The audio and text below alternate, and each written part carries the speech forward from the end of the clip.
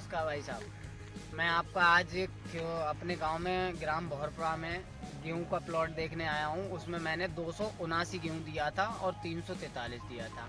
उसकी वैरायटी आज जम में गई है उसमें, और जिंक और जैम भी लगाना चाहते हैं। आइए आपको दिखाएं।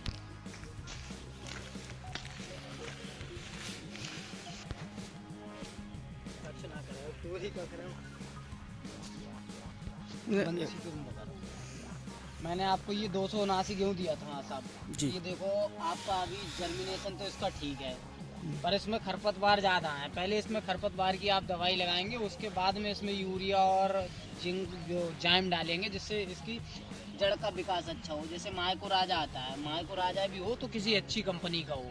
जैसे कि अच्छी कंपनी होगी तो उसमें विकास भी जड़ का अच्छा होगा और पौधे की संख्या भी ज़्यादा होगी। जब पौधे की संख्या ज़्यादा होगी तो हमारे खेत में बालियाँ भी अच्छी आएंगी। जैसे पौधे ज़्यादा गिनती में भी ज़्यादा होंगे तो उतनी बालियाँ आएंगी, जितने किले कम होंगे उतने बालियाँ भी कम होंगी। उसी हिसाब से पैदावार में ही फ़र्क पड़ता है कि फार्मर कहता है कि हमारे खेत में बच्चा नहीं लिया। बच्चा लेगा कहाँ से जब उसे प्रोडक्ट सही नहीं मिला।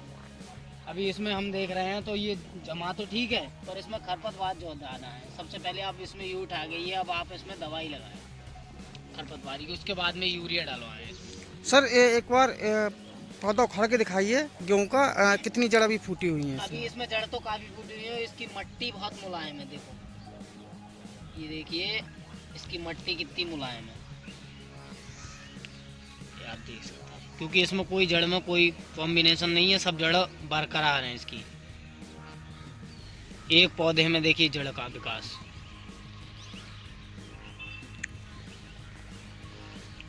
जितनी जड़ें हैं ठीक, कोई सिंगल जड़ नहीं है इसमें। सिंगल जड़ का मतलब होता है वो जड़ बीच में आती है, वो जड़ नहीं होनी चाहिए। वो जड़ होती है तो बच्चा नहीं लेता है गेहूँ। इसमें सारे तने बराबर जा रहे हैं, देखो। और पौधे भी अभी 5 पौधे हैं इसमें, एक गेहूँ की किले में।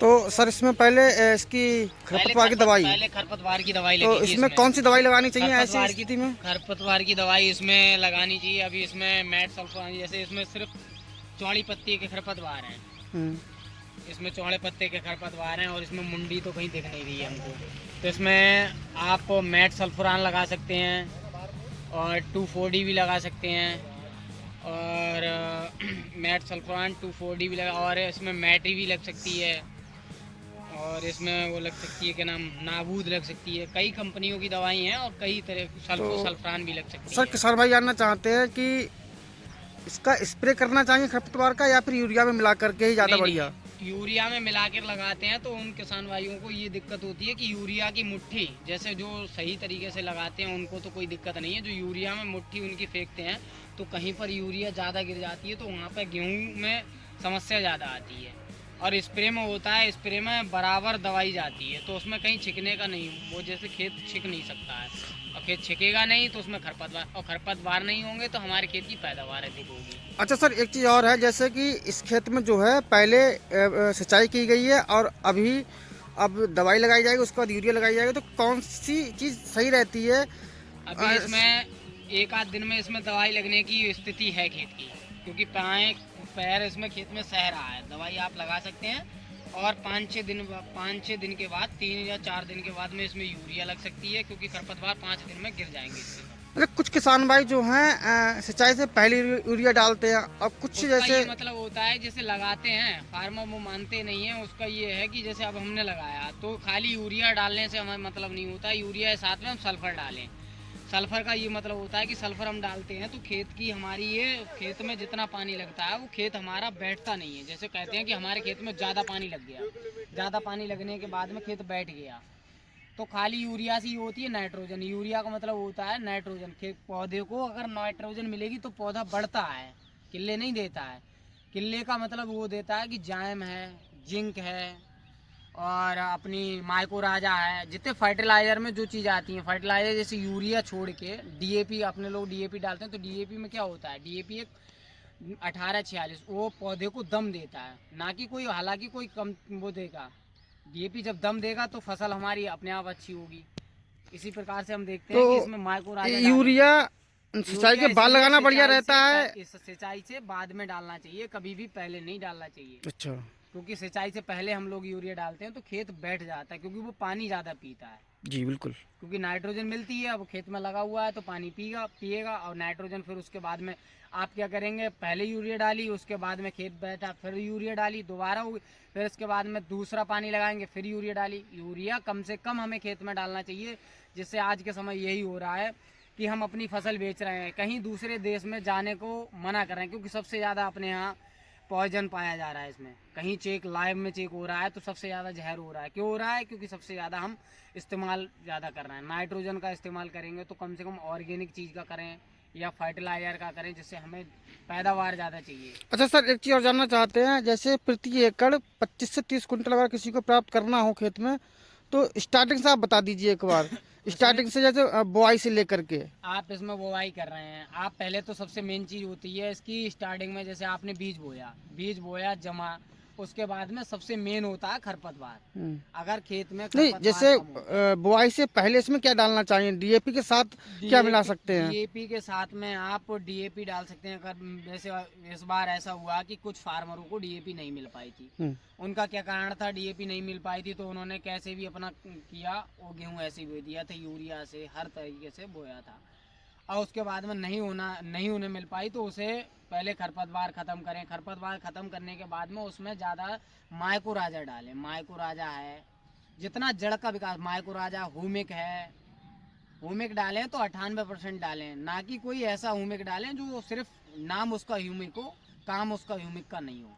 अच्छा, डीएपी के साथ पोटास मिला सकते हैं गेहूं डीएपी के बोने से साथ आप पहले? पोटास मिला सकते हैं। बहुत डीएपी बढ़िया के साथ में सिर्फ जिंक का कॉम्बिनेशन नहीं होना चाहिए। जी। अगर जिंक का कॉम्बिनेशन होगा तो जिंक डीएपी आपकी काम नहीं करेगी, ना डीएपी का आपका रिजल्ट मिलेगा ना जिंक का रिजल्ट मिलेगा। कि दोनों में फास्फोरस होता है। हाँ, क्योंकि उसमें भी फास्फोरस होता है और जिंक में भी फास्फोरस होता जी है। बिल्कुल बिल्कुल। कुछ फार्मर क्या करते हैं कि भाई डीएपी भी ले ली, जिंक भी ले ली और सारी चीजें मिला दी, फिर खेत में डाल दिया, उसका कोई रिजल्ट नहीं मिला। अच्छा किसान भाई, पहले दूसरे पानी पे तो कुछ आइटम लगाते हैं, जैसे माइक्रोराजा हो गया, सागरिका हो गया, या कुछ और लगा लेते हैं। इसके खेत की वैसे इसको बच्चे लेने की क्षमता होती है इसकी 40 से 45 दिन की। गेहूं किसी भी फसल की है 40 से 45 दिन की।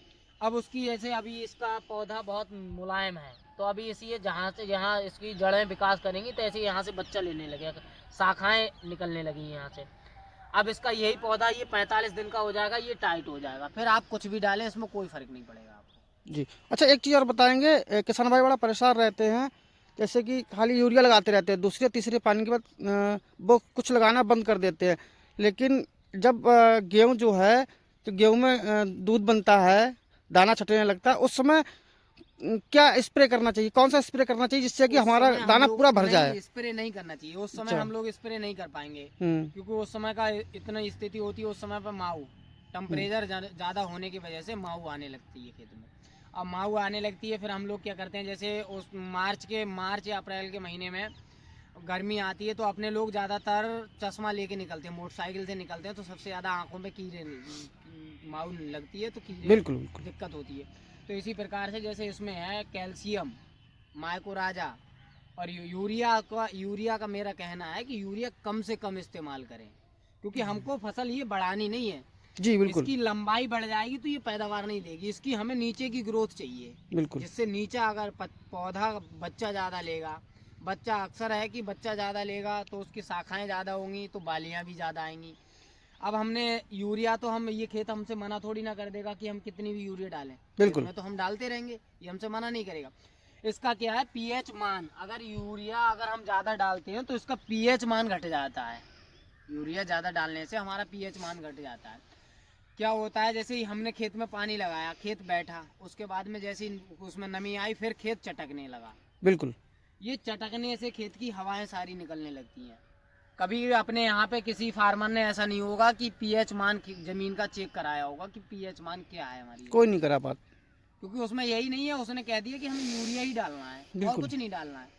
कम से कम कोई चीज़ डाल रहे हैं तो हमें ये पता चले कि आज हमने माइकोराजा डाला, हमारी फसल में जड़ की भी संख्या ज़्यादा आई और हर चीज़ में अच्छा फसल लगी। उसके बाद में हमने दूसरी बार भी डाला, एक बार हमने कहीं अच्छी दुकान से ले लिया, दूसरी बार हमने दूसरी दुकान से ले लिया, वो नहीं मिला, उसके बाद हमारी पैदावार में क्यों फ़र्क आया वो आपको तो जानकारी नहीं है। हमने दे दिया या किसी दुकानदार ने दे दिया ये माइकोराजा है, तो आप भी उस चीज़ को डालो, तो उस बार को एक बार देखो कि ये माइकोराजा ठीक है भाई आप आज के समय में इंटरनेट का ज़माना है, बिल्कुल। भाई आप कहीं भी कोई चीज़ डालते हैं तो उस चीज़ को देख सकते हैं। सबसे मेन क्या होता है कि पैकेट, अगर कोई भी चीज़ है तो पैकेट से ही पहचान कर सकते हैं। कुछ समय अभी पहले, उस समय डीएपी फार्मर कहता था कि डीएपी नकली आ रही है, असली आ रही है। कंपनी की सिलाई हमेशा आती है, तो क्या आती है, चार धागों की सिलाई आती है। ये असली की पहचान बता रहे हैं आप? ये हाँ, असली पहचान होती है। डीएपी में 4 धागों आते हैं। एक धागा अगर ऊपर से खोलेंगे तो दोनों साइड से एक एक धागा निकलेगा। बिल्कुल। और जो अपने यहाँ कोई सिलाई करेगा तो उसमें 2 ही धागे निकलेंगे, एक इधर से एक नीचे साइड में। और जो कंपनी की सिलाई होगी वो उसमें 2-2 4 धागे निकलेंगे। बिल्कुल। तो फार्मर उस चीज को वही नहीं देखता है, सिर्फ कट्टे से फर्क पड़ता है उसे। अच्छा, उसे यही डीएपी नहीं जो है देखता है कौन कि से क्या नंबर करना की चाहिए, अच्छी क्या रहती है? नहीं। कौन सा नंबर की डीएपी अच्छी रहती है? डीएपी सबसे नंबर उसका मेन होता है 1846। अच्छा। हाँ, उसमें 1846, उसमें यही नहीं पता है कि उसमें कितनी होगी। 1846 का मतलब होता है 18 और 46, आपका 64% हो गया। नाइट्रोजन, फास्फोरस और कैल्शियम, इसमें हर सारे तत्व होते हैं। और अपनी लोग कहते हैं कि 12-32-16, 12-32-16 में सारी चीज़ें होती हैं। 12-32-16 वो 60% हुई। डीएपी से 4% की मात्रा कम हुई उसकी। अच्छा, उसमें वो मिक्सर में काम आता है, जैसे मिक्सर होता है? जैसे उसका क्या होता है, जैसे आप आलू लगा रहे हैं, आलू के लिए महत्वपूर्ण है, आलू के लिए महत्वपूर्ण है। और आप जैसे मक्का है, किसी भी ऐसी फसल में लगाएं जिसको आपको ज़्यादा, जैसे पोटास भी कम डालनी पड़े और डीएपी कम से कम डालनी पड़े, वो चीज़ को है मैंने उसमें 12-32-16 डालना चाहिए। क्योंकि सबसे मेन उसका प्रोडक्ट ये है कि कोई भी माल मिले उसे ओरिजिनल मिलना चाहिए। बिल्कुल बिल्कुल। जिससे फार्मर को कोई दिक्कत ना हो। बिल्कुल। भाई पैसा उसने दिया, हमने अगर दुकानदार ने उसे कह दिया कि 350 रुपये दो या 230 रुपये दो या 250 रुपये दो, तो वो तो किसान देगा। उसे कुछ पता ही नहीं है कि क्या दे रहा है क्या नहीं दे रहा है। अच्छा, 1 एकड़ में कितना यूरिया लगाना चाहिए? 1 एकड़ में मेरा मानना है तो 40 किलो यूरिया या 45 किलो यूरिया, 8 किलो 7 किलो बीघा से यूरिया ज़्यादा नहीं लगाना चाहिए। यूरिया 2 बार लगाना चाहिए। और उसके साथ में क्या यूज कर सकते हैं? पहली बार में आप माइको राजा डालें, माइको राजा या होमिक डाल दें। बिल्कुल। और दूसरी यूरिया में आप डालें तो दूसरी यूरिया में उसमें आप सल्फर और जिंक डालें।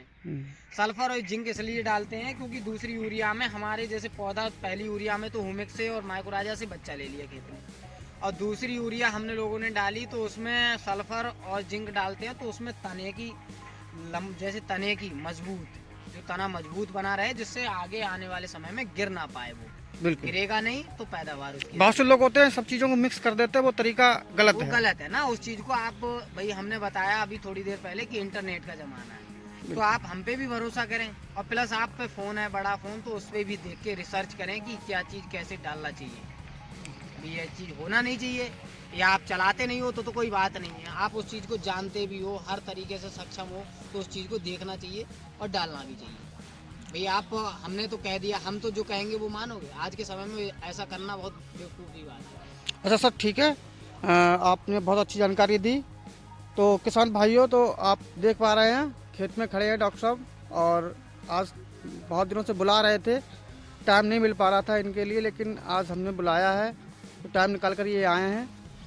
फसल आप देख सकते हैं। तो इसी प्रकार से आपको, जैसा डॉक्टर साहब ने बताया, इस तरह से आपको लगाना है। सिंचाई के बाद अगर आप यूरिया लगाते हैं और उसमें माइक्रोराजा या सागर का कुछ भी आप डालते हैं तो बेस्ट आपको मिलेगा। ठीक है ना? तो धन्यवाद किसान भाइयों, आपका बहुत बहुत धन्यवाद वीडियो देखने के लिए।